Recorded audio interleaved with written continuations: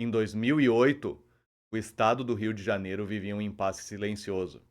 Servidores públicos do estado queriam incluir seus companheiros do mesmo sexo para receberem benefícios como plano de saúde e pensões. Contudo, uma lei estadual permitia que apenas casais heterossexuais fizessem a inclusão dos seus companheiros. Na prática, o Estado estava dizendo o seguinte: vocês podem amar a quem vocês quiserem, mas o Estado não reconhecerá essa união. Foi então que a Procuradoria-Geral do Estado do Rio de Janeiro decidiu provocar o Supremo Tribunal Federal, pedindo que o tribunal reconhecesse que a Constituição não faz distinção entre casais heterossexuais e homoafetivos. Nascia ali então a ADPF 132, a Ação de Descumprimento de Preceito Fundamental, uma das ações mais importantes da história constitucional do Brasil. Ela seria julgada junto com a ADI, Ação Direta de Inconstitucionalidade, número 4277, que tratava do mesmo tema. Nos últimos vídeos, falamos sobre como o poder é dividido no Brasil. Falamos que o legislativo cria as leis, o executivo as executa, e o poder judiciário, por sua vez, então, ajusta tudo aquilo que não é constitucional para que nenhum dos poderes ultrapasse os seus limites. Porque na democracia ninguém pode tudo. Às vezes, uma lei aprovada com boas intenções, ela ultrapassa esses limites. Às vezes, o próprio Estado acaba violando os direitos que jurou proteger. E é justamente nesse ponto que o judiciário faz a intervenção. Aqui nós vamos falar sobre o controle de constitucionalidade, um dos mecanismos mais importantes para garantir que as leis, os governantes e até os juízes respeitem a Constituição Federal.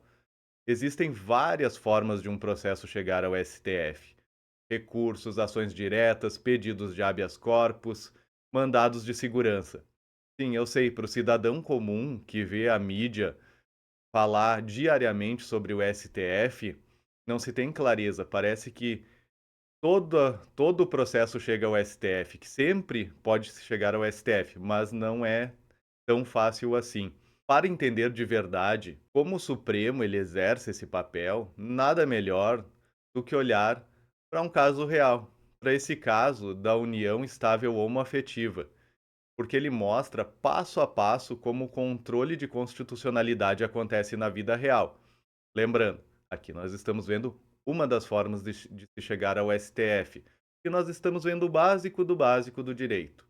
Mas aos pouquinhos a gente vai adentrando sobre como cada processo pode chegar até o STF, e aos pouquinhos vamos esclarecendo para vocês esse caminho que muitas vezes parece tão confuso ou que parece tão amplo que qualquer processo pode chegar lá, mas não é bem assim. Para nós entendermos melhor, então, vamos imaginar a Constituição Federal como um mapa. Ela indica o caminho que o país deve seguir. Mas o tempo passa, a sociedade muda, novas estradas surgem e o mapa original precisa de uma atualização. O papel do Supremo Tribunal Federal é ler esse mapa com atenção, entender o espírito com que ele foi construído e decidir: essa nova estrada mantém o país no rumo da democracia ou faz o país se perder? O controle de constitucionalidade é isso. É o ato de garantir que a jornada do Brasil continue fiel ao mapa da Constituição Federal. E nós vamos ver através então do nosso caso real de hoje. Vamos começar então como a entender como nasceu o conflito na vida real. Os servidores públicos, então, como eu estava contando para vocês, se sentiram discriminados por não poderem incluir seus parceiros do mesmo sexo nos benefícios do Estado. O governo estadual percebeu que havia uma dúvida constitucional. Quando eu digo governo estadual, eu estou me referindo à Procuradoria-Geral do Estado. A Constituição garante a igualdade a todos, mas a lei estadual limitava direitos com base em orientação sexual.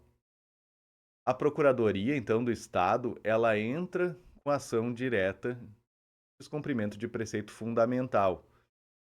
E esse tipo de ação é usado quando há violação a princípios centrais da Constituição e não há outro meio jurídico eficaz para resolver o conflito. Ela é o único caminho possível.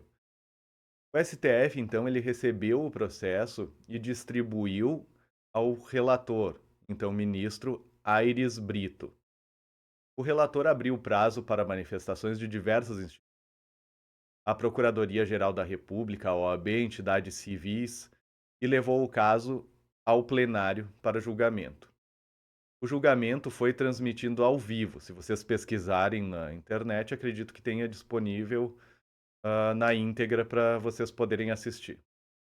Milhões de brasileiros, naquela ocasião, assistiram os votos dos ministros.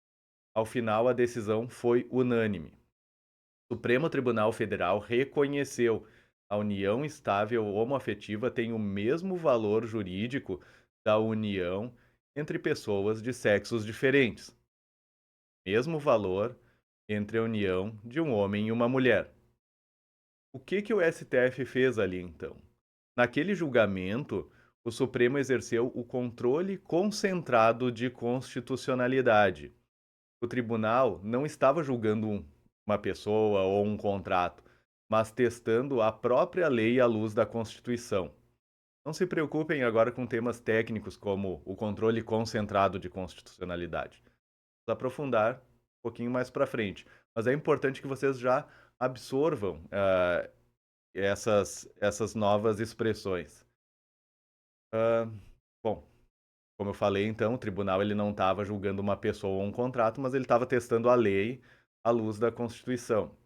Ao fazer isso, então, ele aplica princípios mais profundos da nossa Carta: a dignidade da pessoa humana, a igualdade e a proibição da discriminação. O STF interpretou o artigo 226 da Constituição Federal, que fala em homem e mulher. Deu a ele uma leitura que não exclui ninguém, resumidamente. O tribunal ele não criou um novo direito, ele apenas interpretou a norma escrita, revelando um direito, um princípio que já estava ali nas entrelinhas. Depois do julgamento, o Conselho Nacional de Justiça determinou que todos os cartórios do país celebrassem casamentos civis entre pessoas do mesmo sexo.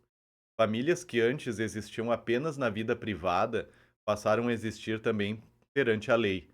O STF não apenas julgou um caso, ele fez a Constituição Federal respirar na vida dessas pessoas. Quando a gente fala em Supremo Tribunal Federal, muita gente pensa em formalidades, em linguagem difícil, em Brasília, em uma corte bem distante. Mas quando o STF exerce o controle de constitucionalidade, ele olha para o país na vida real, ele olha para cada cidadão e cidadã brasileira, para as injustiças do cotidiano, para aquelas situações que trazem a injustiça para o cidadão comum, que muitas vezes nem sabe que os seus direitos estão sendo violados. O controle de constitucionalidade é isso.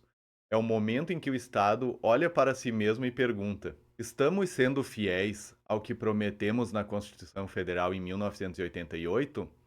Se a resposta for não, o STF tem o dever de agir, não para agradar uma maioria, não por pressão da opinião pública, mas sim para proteger o que é essencial, o que foi estabelecido na Constituição Federal em 1988, preservando todos os seus princípios e preservando os princípios do Estado Democrático de Direito.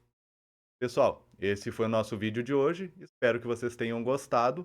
Para mais conteúdo, não esquece de se inscrever aqui no canal, deixa o seu like e aguardo vocês no nosso próximo vídeo.